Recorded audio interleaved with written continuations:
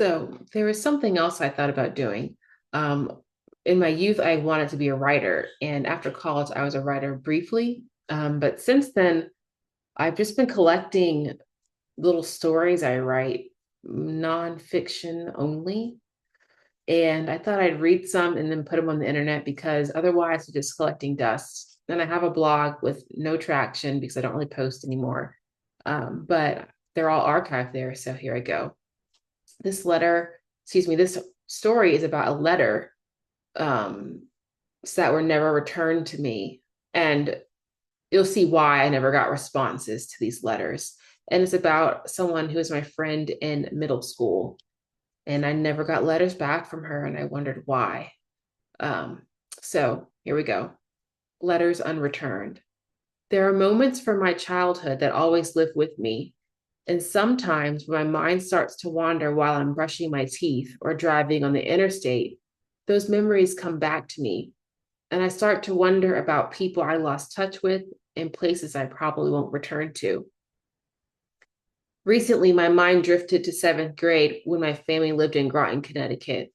Our neighborhood was situated on a giant hill, and to catch the bus to school each morning, we walked to the bottom of the hill. I stopped by Lillian's house on the way. She was my walking buddy, and that is not her real name. I liked walking with Lillian because we were very similar. She was quiet like me, and she had strict parents just like I did. She was a good listener and thought deep thoughts that I understood. I remember in my 12 or 13-year-old mind that something was wrong. Lillian was sad. One day on the way to the bus stop, we discussed a book she was reading called Go Ask Alice, which is about a depressed teen who was addicted to drugs. I knew deep down that Lillian could relate not to drug addiction, but to the intense sadness and confusion that Alice felt. Sometimes Lillian was ready to leave seconds after I knocked on the door, her backpack slung over her shoulder and her hand grasping the doorknob as she closed the door quickly behind her.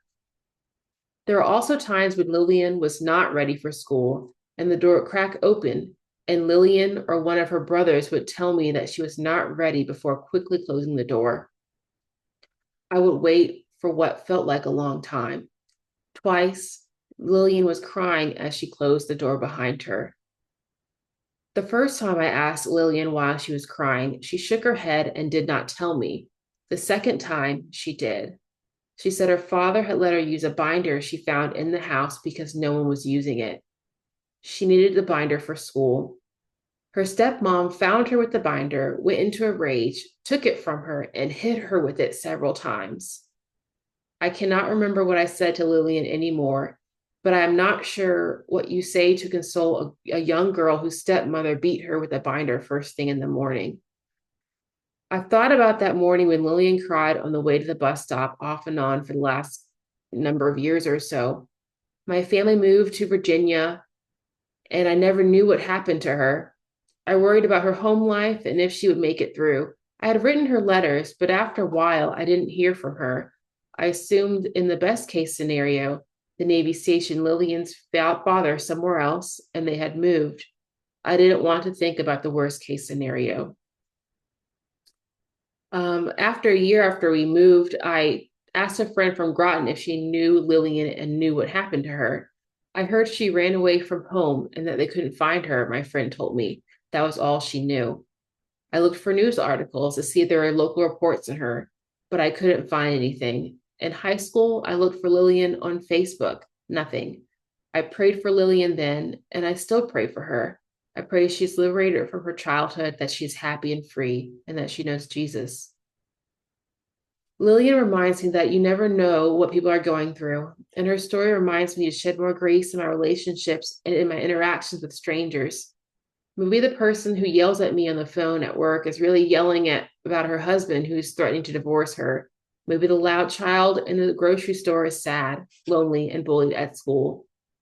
I may never know what goes on behind the front door of someone's home, and I may never know about the troubled thoughts that plague someone's mind, but I can control how I treat that person. Lillian reminds me to listen, to be kind, and pray. I posted this story when I first wrote it on social media, And a friend of mine from who I referenced in the story, who said that the girl ran away and that they couldn't find her. They found her, and we had a brief interaction on the internet. And she did say that she had a really troubled time at home, particularly because of her stepmother.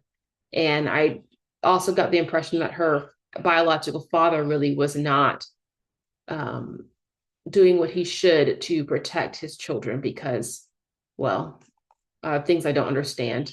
But yeah, so that's something I wrote, and I don't know what happened to her. I'm not really on social media at all anymore. And so that's just one short story I wanted to share.